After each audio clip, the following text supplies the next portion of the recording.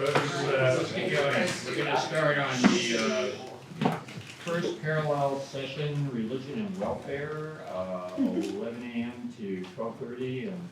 And supposedly already had one talk, but actually it's going to be months. So we're going to start out first with Doron, and it's going to be speaking about the religious origins of welfare policy. Thank you. It has long been accepted by historians that Germany, preceded by England, was a forerunner of the modern welfare state established already during the 1880s. It is no less conventional that the foundation of such a state was a tactic applied by Bismarck, the German chancellor between 1871 to 1890, who was backed by the conservatives, in order to confront the rising social democratic party. While this argument is by no means unfounded, it cannot offer sufficient explanation for the emergence of welfare policy in the German Empire of the late 19th century. In my paper today, I seek to demonstrate that no less significant a motive in applying this policy was the religious devotion, or rather Christian pietism, that was a dominant feature of German conservatism, namely the ideological home of Bismarck. In order to better understand the development of this religious social view, I will refer briefly to its early origins. Pietism emerged in late 17th century Protestant Europe in an attempt to reform German Protestant churches. A movement of religious renewal or awakening, it spread from Frankfurt through the work of Philipp Jakob Spener. During the 18th century, Pietism saw keen adherents, among them August Hermann Francke, and the establishment of its center in the city of Halle. Pietists emphasized the desire for an authentic experience of God's Spirit, for unlimited love for God and man, and for social justice and well-being. It was Herzensreligion, a religion of the heart. As a religious movement, Pietism was motivated by ideals of social justice. The widespread discontent in the 17th century German lands concerning the misconduct of political authority prompted Pietists to pursue a different authority, one which prioritized justice and social relief. Pietists condemned the materialism of absolutist royal courts, counterposing it to the more modest standards of the rest of society. They established cross-regional network of orphanages, schools, and nursing houses that meant to provide for the weaker elements of society. Pietism has experienced a renewal since 1815 after the Napoleonic Wars, which seemed to German supporters of the old system as an attempt to spread the secular and rational philosophy of the Enlightenment and the French Revolution. At this point of time, however, a clear parallel was discernible between Christian awakening, the so-called neo-Pietism, and the consolidation of political conservatism. Its social representatives were noble estate owners, members of the higher bureaucracy, part of the Protestant and Catholic clergy, and some intellectuals. In political terms, these conservatives clung to the idea of monarchical sovereignty in the grace of God, ruling through centralized administration and backed by the army. However, in social terms, their appeal was much more popular, trying to confront the growing difficulties of the lower classes during industrialization. Leading conservative theorists like Ludwig von Haller, Ludwig von Gerlach, Friedrich Julius Stahl, Joseph Maria von Radowitz, and still others believed that the hierarchical structure of society reflects God's creation. Haller, to take one example, argued that the state of nature reflects the natural order created by God and comprises social relations that are based on hierarchical interactions. Such social relations may be expressed in a man's authority over his wife and the right of a father to command his children. Haller contended that where power and needs meet, dependent relations are created. This basic social structure could serve as the appropriate solution to the aggravating soziale Frage, the social question, a concept that depicted the growing distress of the working people in an economic system that turned industrial and capitalist. The Pietist conservatives' response to these changes, however, was not mere reactionary. Ludwig von Gerlach, the leading Pietist conservative in the mid-19th century, perceived industrialization as compatible with God's will, and as such, factories should be conducted according to Christianity's ideals of justice. The paternalistic system, which so far was exercised by noble estate owners towards their workers, should be applied now also in factories. The factory, in Gerlach's vision, would function similarly to a noble estate, where the workers would treat the factory owner as master. The owner would be required to secure the workers' material maintenance in cases of illness and old age, provide them with saving program, limits the work hours of women and children, and allow all employees to rest on Sundays. Throughout the 1850s and the 1860s, conservatives tried to introduce specific bills in these matters, which in fact handed over the religious paternalist commitments from the noble proprietors to the state.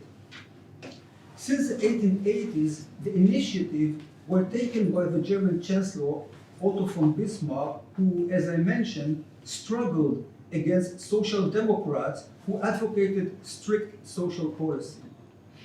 The tactical meanings of Bismarck's welfare policy are very well discussed in the historical literature. My argument, in contrast, highlights the Pietist religious impetus which Bismarck shared with other conservatives.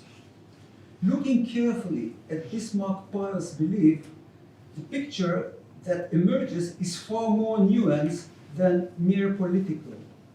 Already in a letter he wrote to his wife, Johanna, in 1847, he confessed, "When I think about it, how 1 thaler could help a starving family, it looks to me like a theft from the poor, the hungry, and the freezing, if I spend 30 thalers for a trip." Later, his paternalistic stance appeared already when he added, "How far can I consider myself empowered to use what God has entrusted to my authority for my own pleasure, as long as there are people near to me who suffer from privation and frost, whose beds and clothes are lacking?"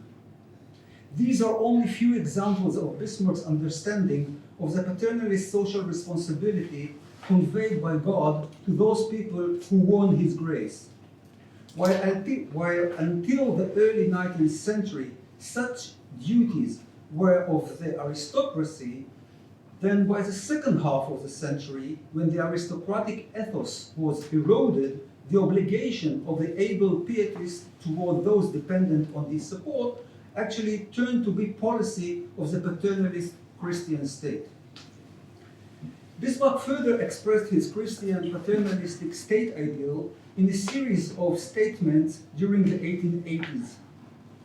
On April 2, 1881, while debating the first draft of the Accident Insurance Act, Bismarck addressed the German Reichstag while defining his welfare initiative as practical Christianity, praktisches Christentum. In a Reichstag discussion of January 1882 about legislation regarding work in factories, the Chancellor clarified that what he regarded as praktisches Christentum was the realization of the Christian ethic in the sense of brotherly love, Nächstenliebe. But the establishment of the welfare state inspired by Christian piety had additional dimension. When ideas about Christian compassion and support of the poor turned into official state policy, they went through secularization.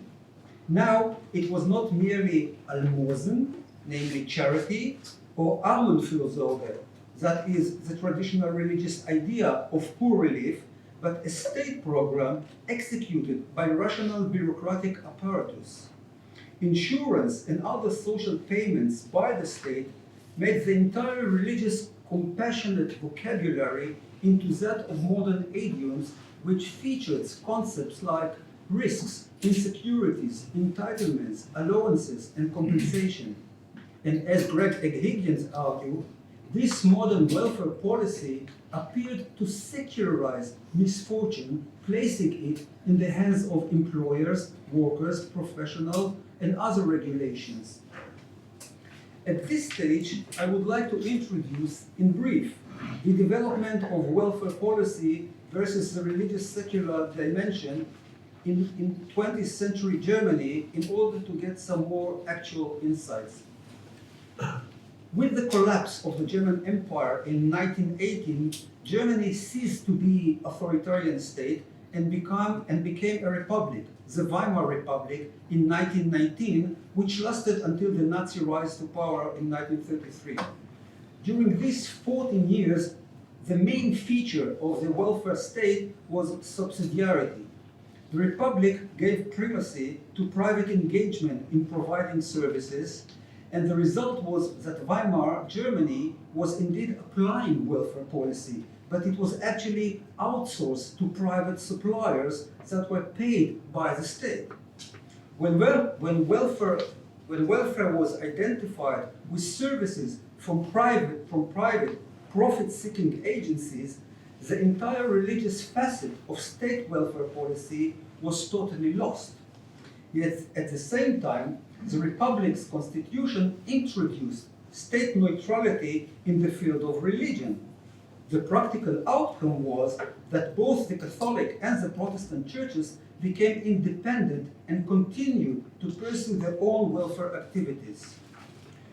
Since the late 1920s, Germany experienced a continuous debate over the future shortcomings of the welfare state. Historians considered these disagreements as crucial, since it was also a result of growing support for eugenicist view.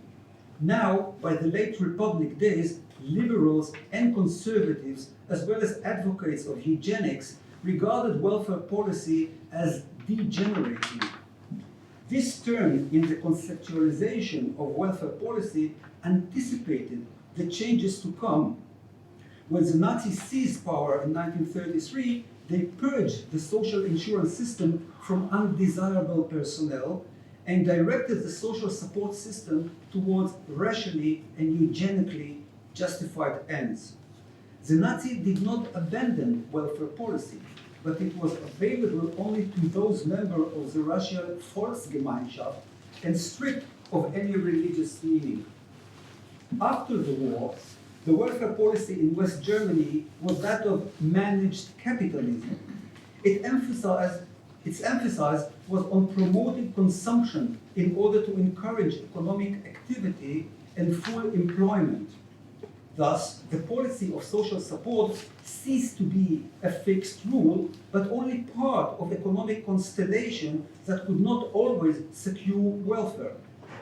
During the 1960s and 1970s, the matter at stake was not welfare policy, but maintenance of standard of living. In recent years, public funding for what was originally welfare policy continued to decrease, and alternative support was sought for in the Catholic and Protestant churches as social agencies which care for those in need. Indeed, growing secularization brought about a decline in the church's revenue, yet churches appeared to offer support for local citizens as well as growing number of refugees regardless of their religiosity. In certain urban and regional communities, support by the church appeared much more available than that of social agencies administered by the state. Running kindergarten, home and nurse services for migrants and refugees, treatment of drugs addicts, all these services seemed more accessible and less bureaucratically involved processes than those arranged by the state. In this sense, and following my argument, in the current post-secular age in which the secular religious binary becomes blurred, religious agencies appear as much more committed and reliable in providing social support than what looks like the dwindling welfare state. Having said that, I must confess that I am a totally secular person and I'm not even a Christian, I'm only a Jew, so. Thank you. Thank you.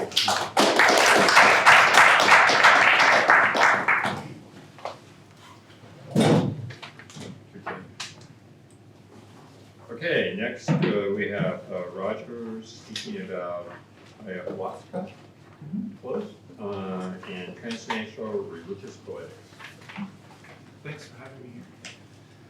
As we track the motivations surrounding ayahuasca's diaspora out of South America, we have the opportunity to confront indigenous erasure in its persistently Euro-Christian discursive forms, especially as the concept of healing provides both religious and secular discourse on ayahuasca and looks on the surface to be a site of contemporary mutual aid. While forward-thinking for his time, Peter Kropotkin's mutual aid remains mired in a Euro-Christian social and temporal frame, his analysis appropriately contests the fallacies of the social application of evolutionary theory by the likes of Thomas Malthus and the limited anthropology of Hobbes. He notes, quote, while some of Hobbes's 18th century followers endeavored to prove that at no epoch of its existence, not even in its most primitive condition, mankind lived in a state of perpetual warfare, citing Huxley as his example, he laments that, quote, Hobbesian philosophy has plenty of admirers still. Unfortunately, the ongoing genocide of indigenous peoples in the 21st century evidences the persistence of a kind of privileging of civilization narratives that impose what Mark Rifkin has called settler time. And beyond settler time, Rifkin writes, quote, U.S. settler colonialism produces its own temporal formation with its own particular ways of apprehending time and the state's policies, mappings and imperatives generate a frame of reference, such as plotting events with respect to their place in national history and seeing change in terms of American progress. Indigenous theorists have critiqued both the Marxian trajectories informing Kropotkin and the colonialist tendencies persistent in current forms of liberalism. In Red Skin, White Masks, for example, Glensham Coulthard argues, quote, the politics of recognition in its contemporary liberal form promises to reproduce the very configurations of colonialist, racist, patriarchal state power that indigenous peoples' demands for recognition have historically sought to transcend. In his rejection of liberal multiculturalism, Coulthard advocates a rehabilitated notion of Marxist theory of primitive accumulation, whereby accumulation is not relegated to a particular period, but rather seen in the persistent role that unconcealed violent disposition continues to play. It's within Coulthard's attention to persistent violent disposition that I situate my own use of the term genocide against transcendent and event-based descriptions of the crime. Kropotkin argues in 1902 that mutual aid flows still even now, and it seeks its way to find out a new expression which would not be the state, nor the medieval city, nor the village community of the barbarians, nor the savage clan, but would proceed from all of them, and yet be superior to them in its wider and more deeply humane conceptions. Despite his good intentions and the critique of Christian imperialism, Kropotkin displays a Euro-Christian gaze on the indigenous peoples that persists in contemporary notions of mutual aid. Here I use the term Euro-Christian following Washhaje Osage, historian of native traditions, Tink Tinker, to designate a social movement rather than a religion. As Kropotkin's own sources display, colonizers largely regard religion as absent among indigenous peoples early on. David Chittister writes, quote, in the history of religions, the great divide between the natural, savage, or primitive religions and civil religions was the basic principle of classification. Tomoko Masuzawa argues that religion was endowed with all of the weight and moral cathexis that was once proper to liberal Protestant theology. this load of ideational energy has now been dislodged from that original site and transferred to religion itself, now that the very theology has run up against the wall of its own undeniable history. Brent Nongri notes, quote, "The idea of religion is not as natural or as universal as it is often assumed to be. Religion has a history. It was born out of a mix of Christian disputes about truth, European colonial exploits, and the formation of nation states.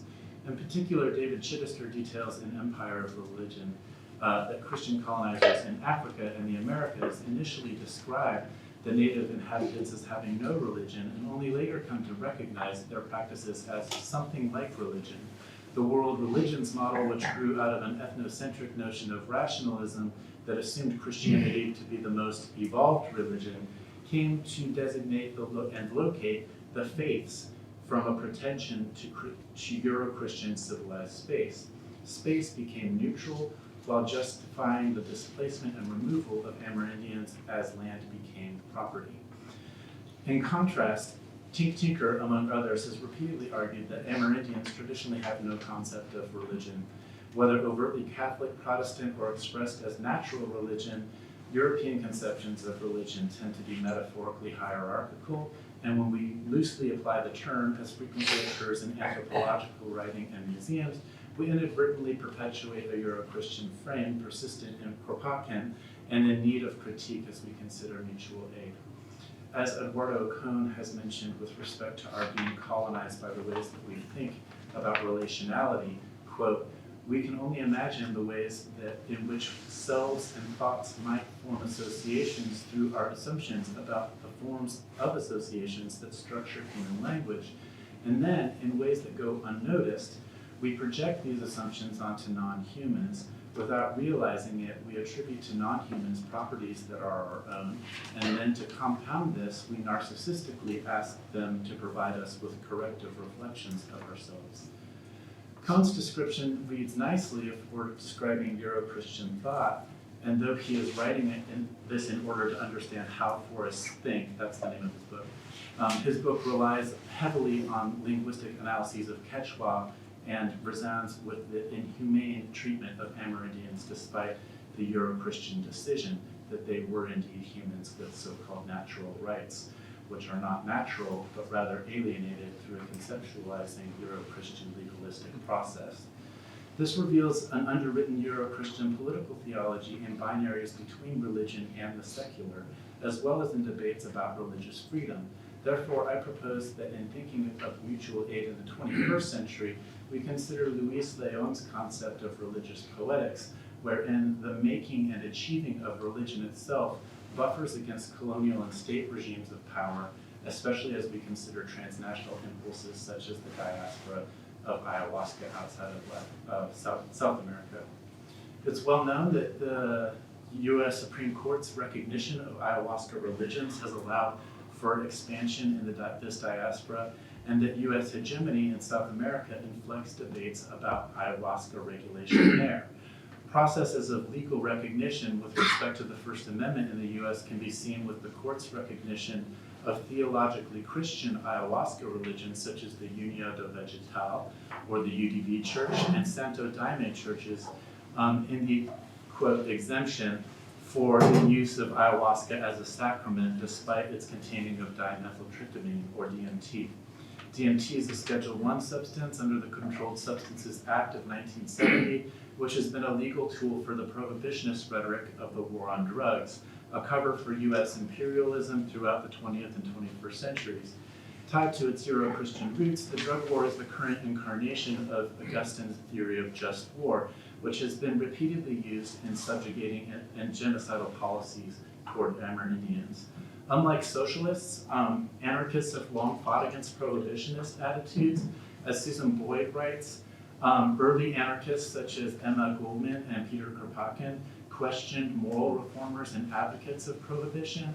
Goldman noted that how socialists advocated for prohibition in order to win votes, thus suggesting that prohibition has never been a question of critical thinkers versus conservative pundits. Even in debates among controlled substances surrounded by ideas of cognitive liberty, like Charlotte Walsh in England, Euro-Christian framing persists in static and transcendent notions of freedom.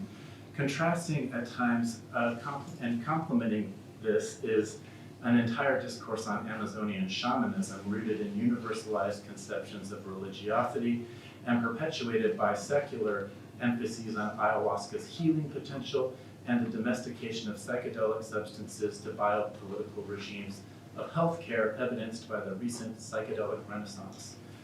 As scholars such as R. Andrew Chestnut have noted, the rapid spread of faith healing throughout South America during the 20th century was accompanied by liberalized secular states and complemented by charismatic forms of Catholicism in reaction to the influx of Protestantism.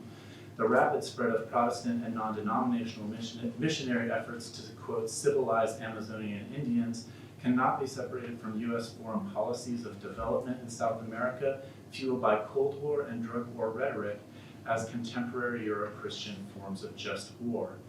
Contesting the assimilation of ayahuasca into persistent colonial frames requires critical attention to the deep cultural frames without regressing into archaic charges of essentialism.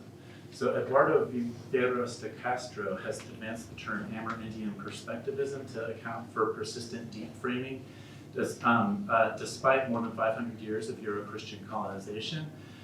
Such terminology is necessary because most of these scholars are not Amerindian people, and because the discourse itself is caught up in the colonial romance of the disappeared Indian. Viveros de Castro says that perspectivism is a label for a set of ideas and practices found throughout indigenous America, and to which he refers, for simplicity's sake, as though it were a cosmology. This cosmology imagines a universe peopled by different types of subjective agencies, human as well as non-human, each endowed with the same generic type of soul that is the same set of cognitive, that has the same set of cognitive and volitional capacities. With respect to the U.S. Court's recognition of the UDV Church in 2006, Elizabeth Pavanelli writes, quote, at the moment that the Supreme Court upheld the Circuit Court of Appeals exemption for ayahuasca religion, the Drug Enforcement Agency was removing all references to the Native American Church in its regulatory guidelines and replacing it with references to members of federally recognized tribes. This change aligns with the enforcement of regulations of the DEA with actual language of the American Indian Religious Freedom Act, which does not recognize members of Native American Church, but recognizes Native Americans. So we have a decision that exempts members of UDV Church, a Christian theological ayahuasca religion, on the basis of an analogy with members to the Native American Church, even as the DEA is refusing to recognize the equality of rights among all members of the Native American Church. So I should stress again that the groups receiving religious exemptions are avowedly Christian in their theology, as is the Native American Church. Nevertheless, Pavanelli indicates that the general religious exemption for psychedelics, the psychedelic substance par excellence in the US, which is peyote, did not hold as the American Indian Religious Freedom Act moved toward the ethno-national definitions in legitimating indigeneity, which is a clear kind of politics of recognition. Outside of the argument for religiously exempt status for ayahuasca, a growing multitude of New Age rhetoric similarly capitalizes on universalizing references to indigenous practices while being steeped in Western liberalism's fixation on the experience of the individual, liberal subject, in a rights-based tradition. Here, the post-secular remains Euro-Christian. To make things even more complex, in 2016, the National Council of Native American Churches rejected attempts by groups claiming to be part of the Native American Church who use ayahuasca or other entheogens. So while the state's regulations require people to prove their indigenous status before the law on one front, those people constantly battle appropriative rhetorics of indigenous spiritualities and traditions employed by New Age seekers and fringe branches of the Native American Church on another front.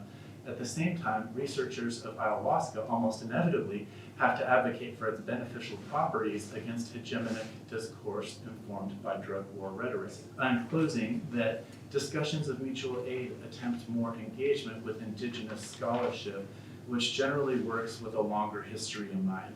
There is nothing prior or primitive about the accumulation of capital in this thought. While Amerindians are often treated as archaic or extinct in both public and academic discourse, the interspecies regard of an Amerindian perspectivism points to ontologies necessary for addressing the environmental concerns that we're all facing. Rather than occupying a 0-degree, a liminal space between subject and object, conscious and unconscious, immanent and transcendent, perspectivism advances an interspecies recognition of personhood. Thank you.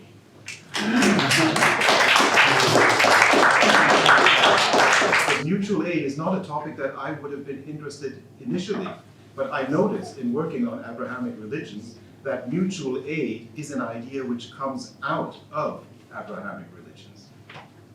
So that's what I want to talk about now. There are 2 points which I would like to get across. The first is, pagan classical Western culture had no notion of mutual aid.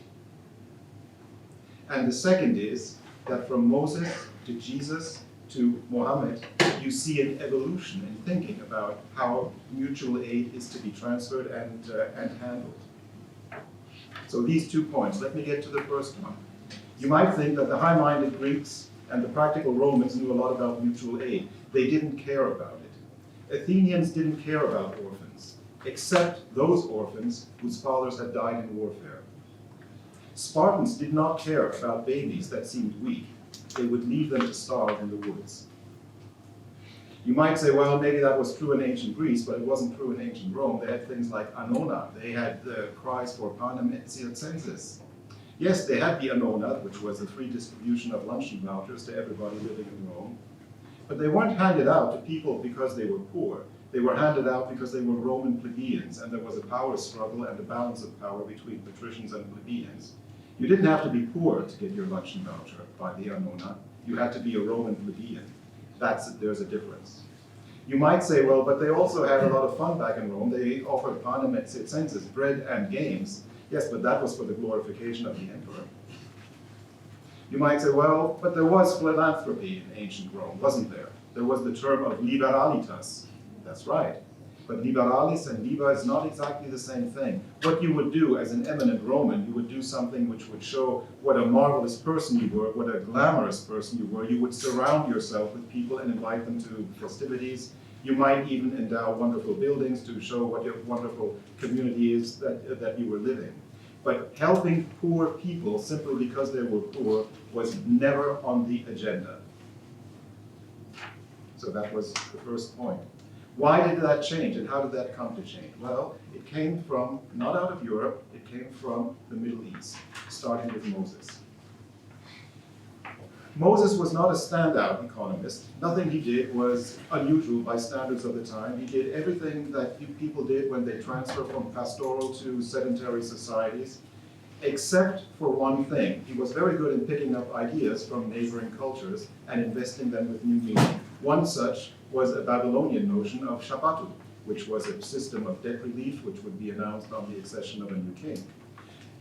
Moses took the notion of Sabbath and said, well, there's a religious significance here, and we have this recurring notion of the Sabbath of 7 days, 7 years, and 7 times 7 years, and we are going to make this an ethical, we're going to give this a religious dimension. After 7 days, you rest.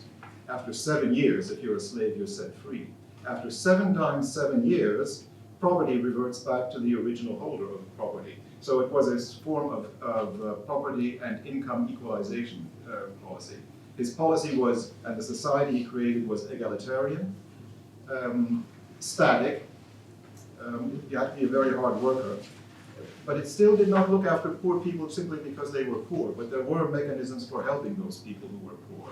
I will mention one other. There are numerous references in the books, or several references in the books of Moses, into harvesting regulation. So if you harvested, you had first crack, you had the first harvest went to the tenant, but after that, poor people could go and they could start gleaning. That's where the word gleaning comes from. The book of Ruth is one such example. So here what you have with Moses is the beginning of help towards self-help, the beginnings of income equalization. Later on, as Israel developed, Moses is about 1200 or somewhere between 1400 and 1200 BC. By the time you get to 1,000 years later, there's a notion of tzedakah, of synagogues doling out relief, and I'll revert to that later on. But right now, let's leave Moses and move on to the next important phase in Abrahamic religions, which begins with Jesus. Now, Jesus, the ministry of Jesus was very much shorter than that of Moses, and as we will see later on, of Muhammad. So there was far less, there was nothing in terms of economic policy making in Jesus. Jesus did distribute alms. We know that from there are several references in the New Testament, and there's the famous story of when in Bethany, a lady who is devoted to him pours ointment on his head, a very expensive luxury item, and the apostles are irritated. They say, why do you allow this? This could have been sold and handed out to the poor people. And Jesus said, no, yes, it could have been, but I will not be with you always, words to that effect. And so there's absolutely nothing wrong with it. Jesus did not believe in wealth equalization, did not practice wealth equalization, but he did hand out alms voluntarily. Things moved on after Jesus was no longer present under his successor Peter. The letter of Peter is one where you find the word oikonomia theou, economy of God, a term which I feel is perfectly appreciated in theological literature, less so in economic literature. The word oikonomia was used by Jesus, by Paul, and by Peter. But Peter was the manager. He took over from Jesus and he turned the community into an organization. And Peter is the one who in his letter writes about God's economy. And you may recall, if you've ever read the Acts of the Apostles, there's a term that everybody heard. They were of one heart and one soul. That's become an adage, people being one heart and one soul. Well, what exactly did that mean? Well, Peter made clear what that meant. It meant, for example, that he would sell property and the proceeds would be used for the poor. And there's the famous clash because somebody did that but didn't hand over all his money. Peter was very upset and he castigated this person, I think his name was Ananias, who then collapsed and died. And just to make sure just how bad that person was, because he didn't hand over all his money, Sapphira, his dead by then widow, who then turned up and said, why has my husband died? And had the story explained to her. She collapsed too, and she died too. So just so you don't get in case you didn't get the point, if you sell something, if you sell a capital asset, you have to give all of it to the poor. So that was the oikonomia theou as Peter conceived it. By the end of the 2nd century, the Tertullian thinker in Carthage, in defense of Christian practices, which by then seemed very odd to the reigning Roman regime, spoke about deposita pietatis, deposits of piety, because the Christians by then not only had communal meals, as they had in Jerusalem, but they would also be giving out monies for people who were literally washed up, people that had been shipwrecked, or they would be giving out money and reserving it for ransoming people. By this time, too, of course, things had moved on with the Judaic community. Jews in Rome had about 12 synagogues already in the days of Peter and Paul, and those had their own welfare relief system, handing out what was called tzedakah. So you have a convergence here between Christian and Judaic practices. Which came first? Who influenced who? Were they independent? I have no cards to play on this. I have no idea. But what's important is that we see here a systematization and a regularization in what was, in the days of Jesus, a completely voluntary one-off act of handing alms into something which had a certain element of regularity. Pagans, by this time, had not yet disappeared. In the 4th century, the grandson, I think it was, of Constantine the Great, became emperor, and he wanted to do something to bring back the good old days. And Julian the Apostate was a very literate, highly cultured, and fascinating character. He recommended to pagan priests, one of the things we ought to do, we ought to copy Christians in giving out welfare relief. Because that's one of the reasons why people become Christians, and pagans don't do that. So this is something we've got to improve, we've got to do. As it happened, Julian didn't get that chance. He had a very short lifespan, so his life was cut short. So mutual aid could have come to paganism had Julian prevailed, but he didn't. But it was acknowledged even by someone as important as Julian, mutual aid is a Christian idea. We're now fast forwarding again by a few centuries to Mecca, moving to Mecca, to the prophet of Islam, Muhammad. Muhammad had, his biography falls in two phases. The first was in Mecca, the second was in Medina. In Mecca, he was head of a private community of private individuals. Things didn't work out between Muhammad and the powers to be in Mecca.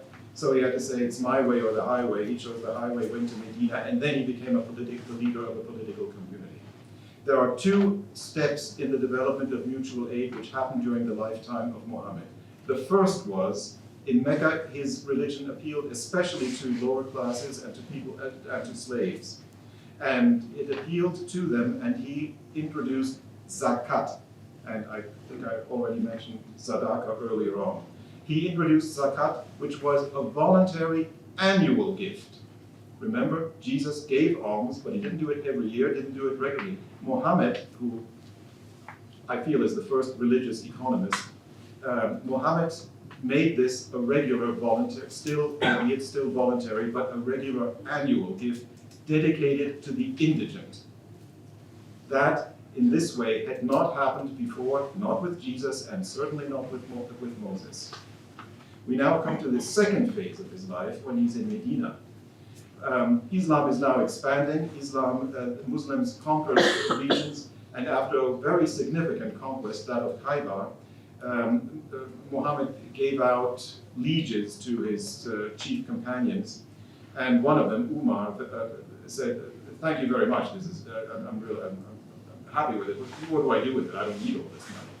And Muhammad said, "Well, think about giving it to the poor." And what happened then was a key moment in the history not only of religion but also of financial and legal thought. Because after that there was created something that had never existed in mutual aid and philanthropy before, the Waqf, spelled W-A-Q-F. Some of you may not have heard of a Waqf, but think Islam, think trust, put it together, that's a Waqf. A Waqf is an endowment which is ring-fenced, which has legal standing, and which has three distinct parties. Firstly, the donor who irrevocably commits an endowment to the Waqf. It has the mutawali, the manager, who is independent of the donor and whose job is to make sure that the monies are spent as initially intended. And you have the third party, the beneficiary. If this sounds like trusts, that's exactly what it is. And trusts came to England exactly after the Crusades, after Franciscans and Knights Templar would have had an opportunity to see how the Waqf worked in the Middle East, in Islamic countries. So Muhammad did things that were completely new and completely innovative. He made mutual aid, which was a concept endowed idealistically by predecessor religions, but he also changed the way it was funded and financed, because previously zakat, tzedakah, alms were given out of your current income. A waqf was a self-standing capital asset base with a recurring income managed by an independent manager. And it was endowed it was not under control of priests, but as an independent, autonomous institution could be used and ramified for any number of philanthropic purposes. For example, in education, for example, in orphanages, for example, in hospitals. And our earliest colleges in Europe, our earliest hospitals are based on the models of madrasas and of Islamic institutions. So, ladies and gentlemen, I wanted to make 2 points, and I'll just go back over that again. The first is that the Greeks, all those people wearing togas and that we admire because they're so high-minded, they had no notion of mutual aid and didn't care about the poor guy sleeping on the side of the road. The Middle East provided notions of mutual aid, which changed and evolved over time, from Moses, who lived around 1200 BC, to Muhammad around 600 AD. That's nearly 2,000 years. And it moved in Abrahamic religions from, to put it in a very simple way, from help to self-help, to help on a voluntary basis, to help on a recurring and communal responsibility. Thank you very much. Great.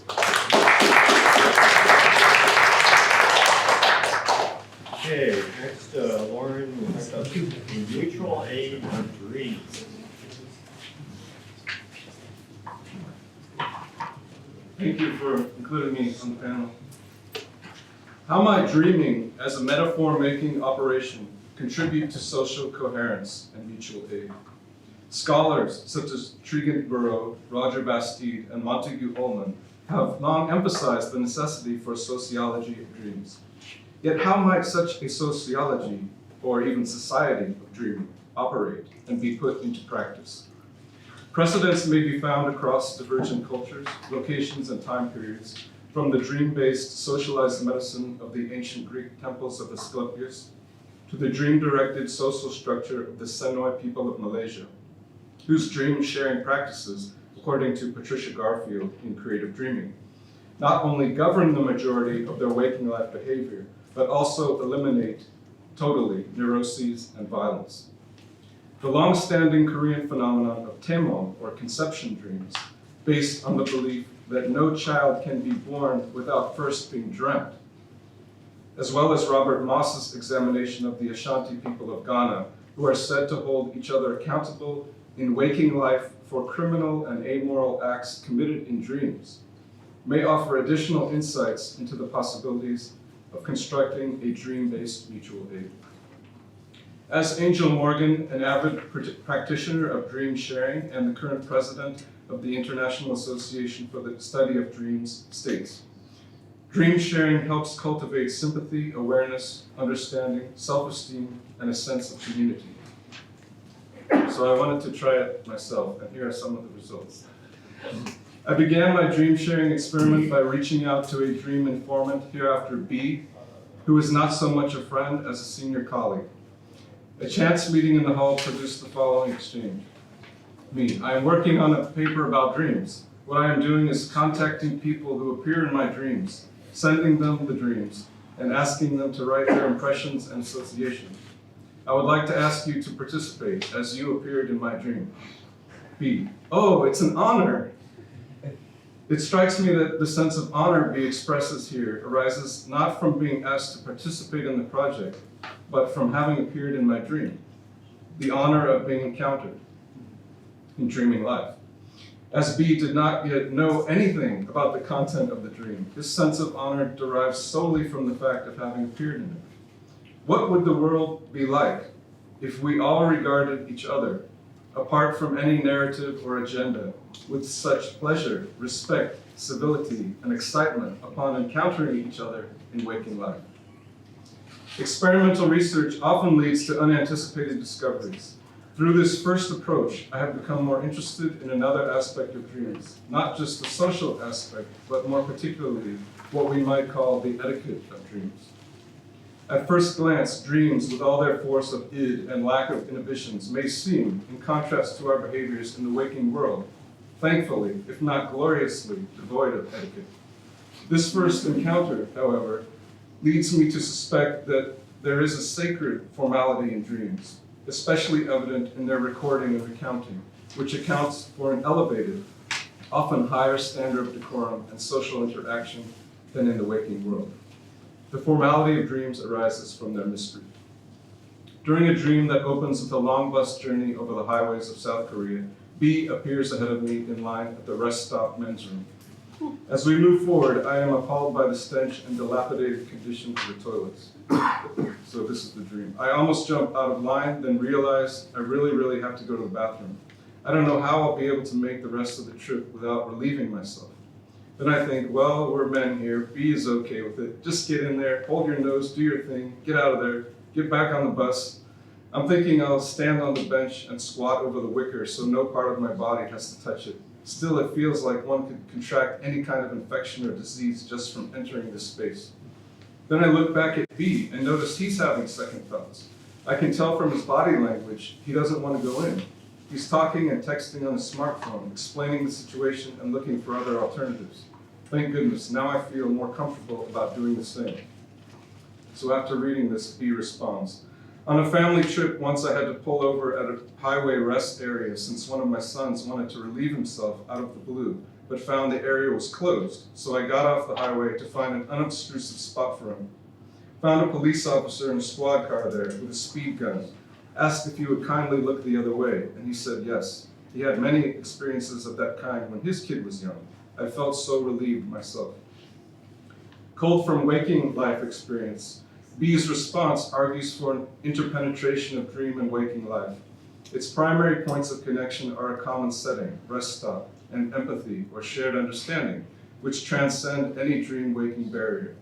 It also duplicates the social power relation, as B is relieved by an empathetic authority, the policeman with his speed gun.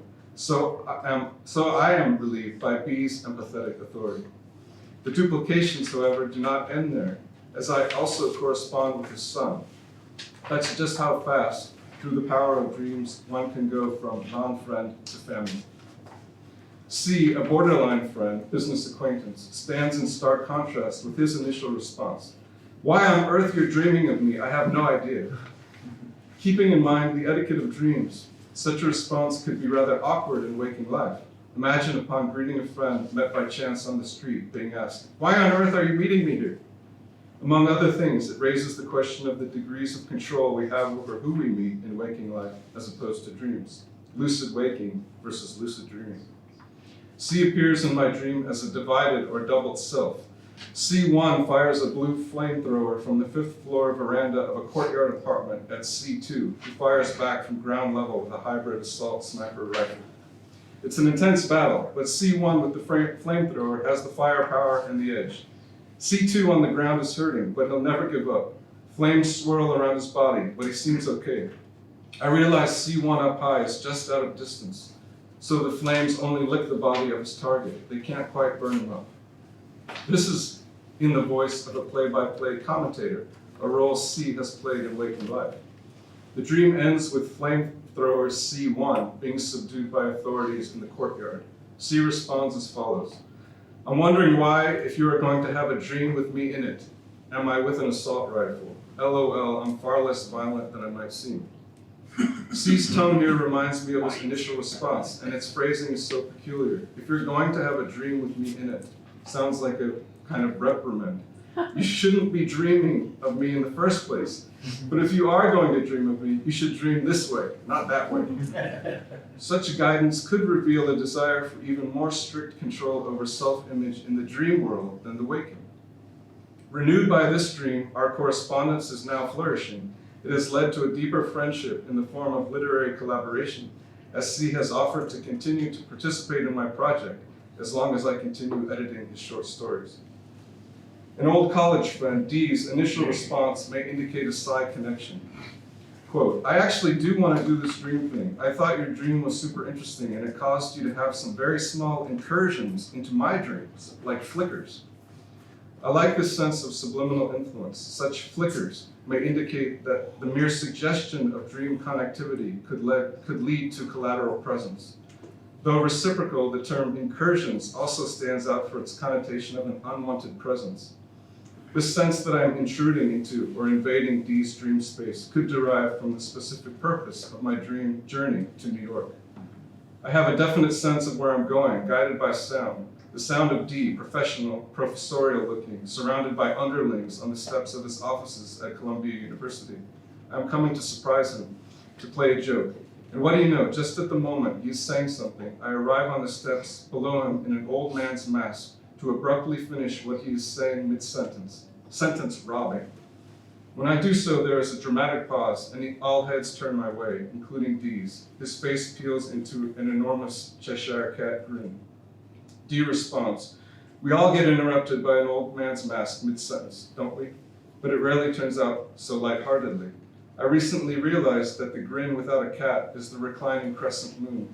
It has also occurred to me that the full moon, when in New York City, is Andy Warhol smiling down at us. My Columbia empire of underlings has crumbled. Actually, I'm just making this connection. Maybe I told you this over the phone.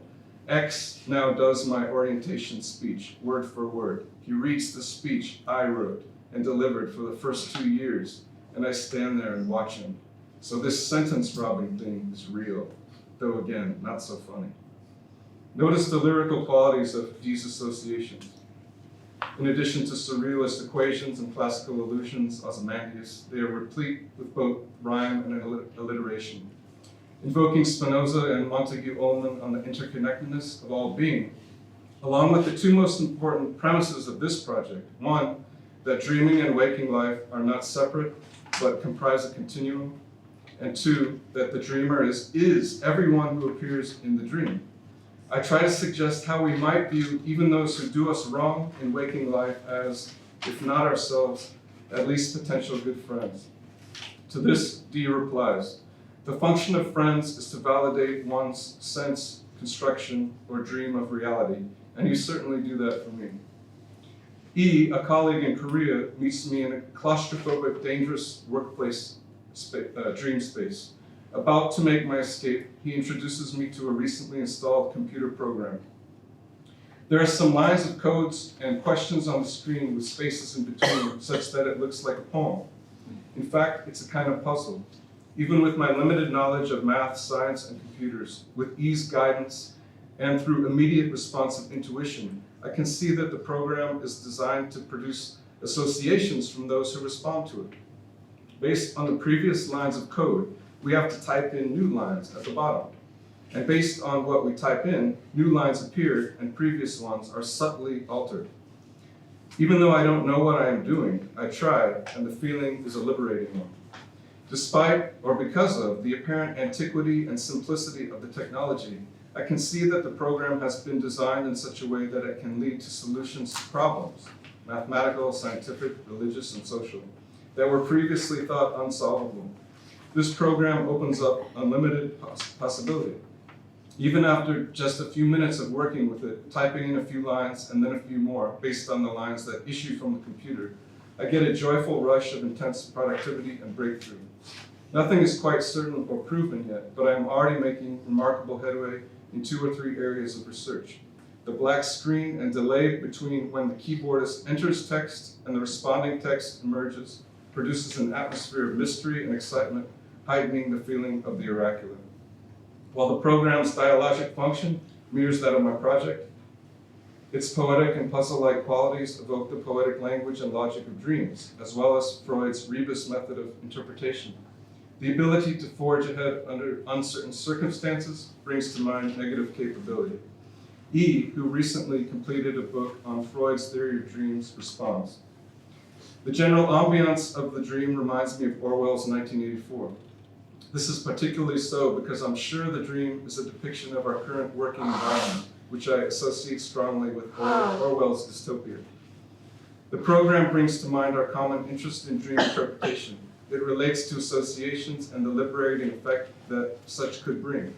It also brings to mind the paper-generating program that we've been playing with.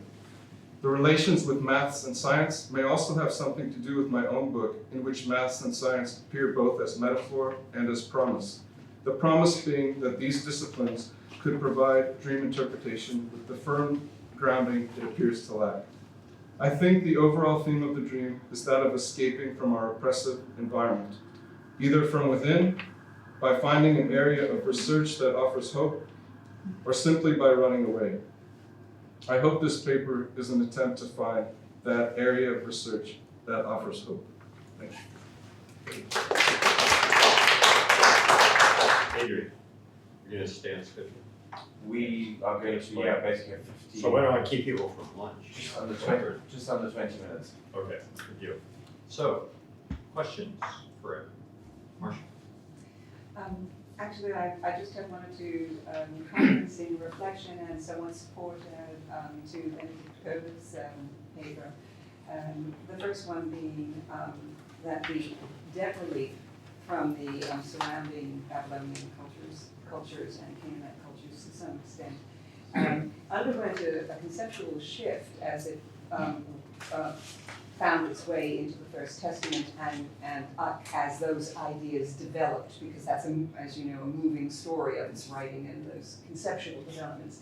And the shift was, as you said, the new monarch could always institute debt relief to recruit the loyalty of the population.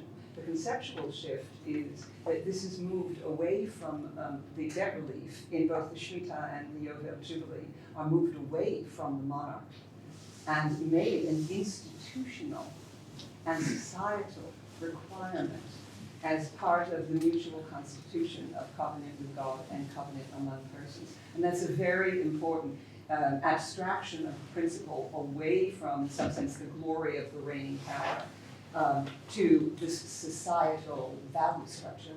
The second, I just said the second. The third, Julian also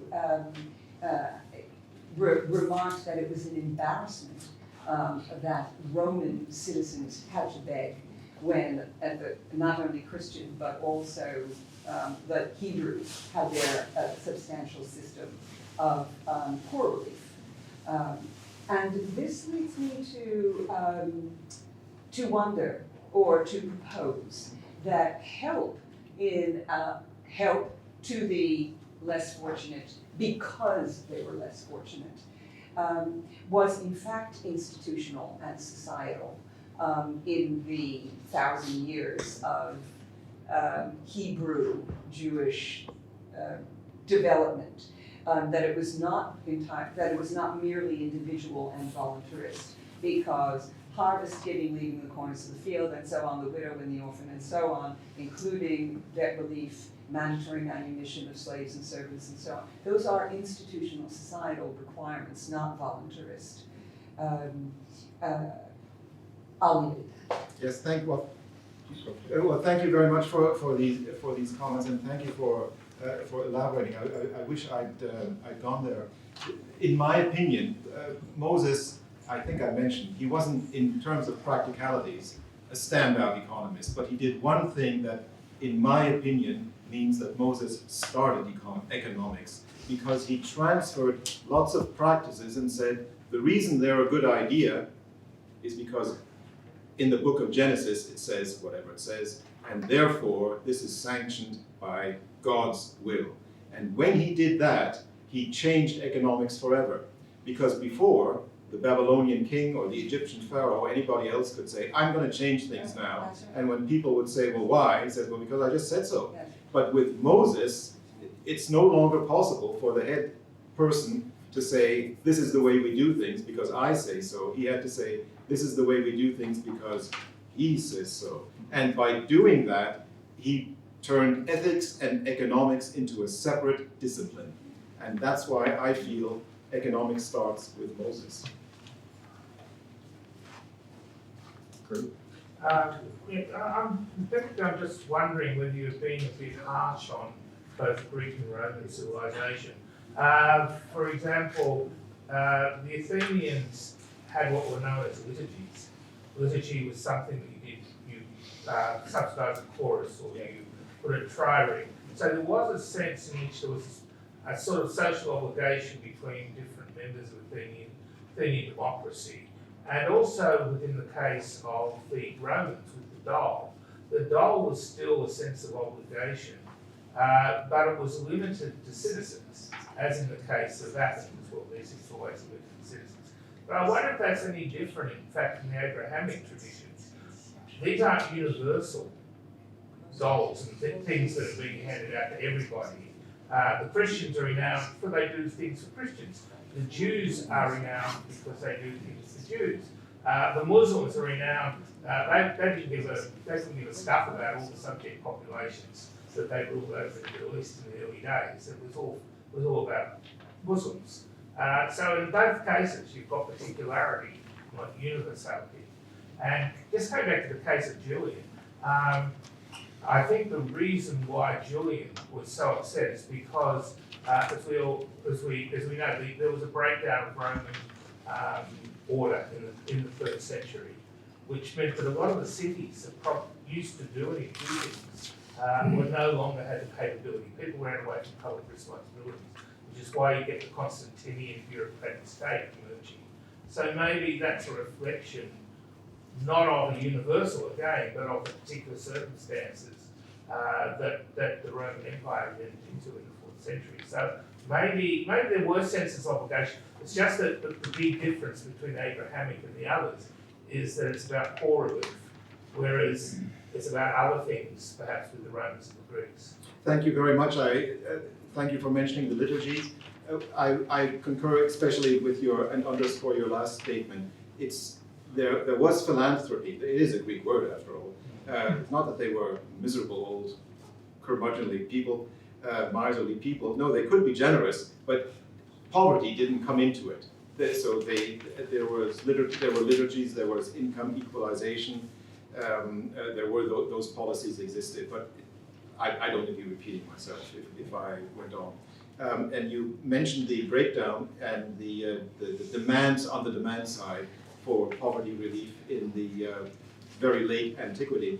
And it reminded me very much of two issues, is that probably pauperization occurs in cities rather than in villages and in the countryside.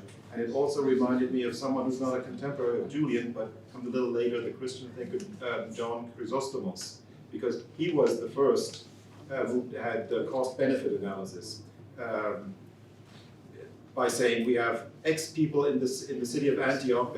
I'm making up the numbers, 1,000 people who are very rich, 3,000 people who just get by, and 500 people who are really poor. Now, if each of the 1,000 people and with those 500, look, we could have a much better world. So I'm not completely. I thank you very much for enhancing, amplifying, and enlarging what I was saying. Wayne. I've got a point that I think applies to three of the speakers, really. If you were writing these papers in 1850, you could say what you've said very well. But a little bit later, we have globalized all historical knowledges, and there are now vast amounts of material deconstructing all Western historical categories, and also showing the limited archival sources on which those knowledges were based. And my point is really supporting what Gregory was saying, because I think he's right. Because in almost each of those cases that you brought up, you didn't really investigate the origin of the practices you refer to. So if, for example, you think that German pietists were very important, well, that's good. It would be important to know why they had social concern and where they got it from. And they certainly didn't get it from German pietists. Okay? So the derivation just isn't there, and it's too localized within the ideology.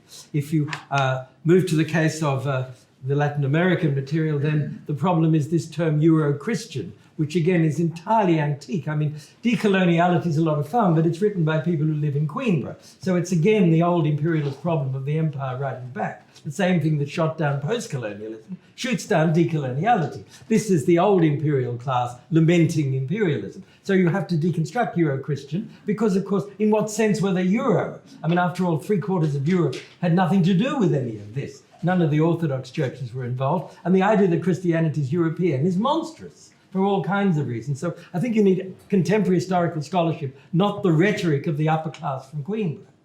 Right? Well, you haven't read the decoloniality books by the upper class from Coimbra. So I disagree on the post-colonial issue because indigenous people are not post-colonial in any... No, I agree totally on indigenous because I'm dealing with this all the time as an Australian. All the same issues apply in our country, including massive genocide. So I'm with you on the politics and the ethics, but the history is shonky. So you need to be careful of shonky history. And in the case of Benedikt, the history is certainly not shonky, but a brilliant presentation, but you left out the whole of Asia. And in the same way, you gave us what really I'd call an Abrahamic rabbit story. Now, there are hundreds of them. Asman is full of this rubbish. Where did things come from? They come from the Jews or the Abrahamic peoples. Well, lovely, but that's called a rabbit story in historiography. That means our lot did it. Well, maybe you did. But you have to test that by looking carefully at the counter-evidence. For example, the whole history of capitalism does not come from Israel, for God's sake. It comes from the Buddhist monasteries in China. And China had developed forms of mutual aid entirely independent of what you discuss. And the idea that there's some connection between mutual aid and Christian and Jewish practice needs to be looked at very closely. Because if you look at most of the extensive aid to Africa, it isn't Jewish, is it? And if you look at the way Jews are currently managing the Middle East, and Aye and I may talk about this tomorrow, it doesn't illustrate these principles. So we have to be very careful about saying it comes from us. Not because it doesn't, I'm sure it does, but the origin isn't you. because there's something fantastically wrong with saying, my lot are the better rabbits and we did it. It's like saying, India's better now, the British Empire was there. This is absolute nonsense for 100,000 reasons. I just had a little tiny comment, which was about, like in the Lord's Prayer, the Christian Lord's Prayer, it says like, there's a line that says, forgive us our trespasses, or another one says, as we forgive those who trespass against us. There's another version that says, forgive us our sins, blah, blah, blah. But I heard a Middle Ages version where it said, forgive us our debts. And I thought, oh, that makes the most sense of those versions. And that hasn't made it to the present day, at least not in English. No, not in English. In the Vulgate, it's dimite nobis debita nostra. And so it is about debts, and Debt relief. and it is about debts. And I didn't speak about usury, which is the subject of a different topic. But when it comes to usury and lending at interest, I'm always very careful not to put my head too far over the parapet when I'm with economists, because Moses, Jesus, and Mohammed are exactly on the same page when it comes to lending at interest.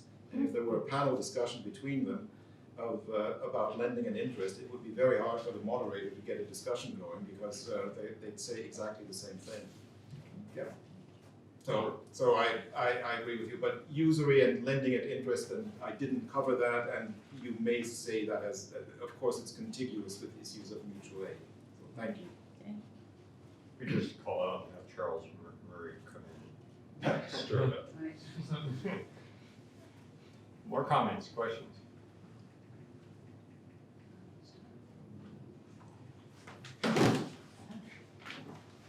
No? Can I respond to that? Yeah, sure. So to speak to some of Wayne's points, certainly Christianity is not European. That's not the term Euro-Christian is just an analytic term to talk about a social movement that comes out of Europe. And to speak in terms of indigenous groups across continents, what we're really dealing with is the doctrine of discovery, which is a legal concept that comes from papal bulls in the 15th century, and that still in the United States is on the law books. Since 1823, it's been on the law books, and it's been cited up into recent years. So, and I'm not as up on law in New Zealand and Australia because I'm focusing on another project right now. But so for example, for me, the African American church is not necessarily Euro-Christian either, for example. So again, Dr. Tinker has an essay on the use of the term Euro-Christian, which I'm sort of pulling it from, so he might be the better person to go to there. But it really is just a sociological kind of analytic concept rather than an essentializing, universalizing thing about all Christians.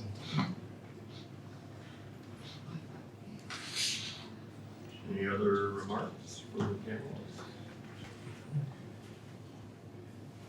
Okay.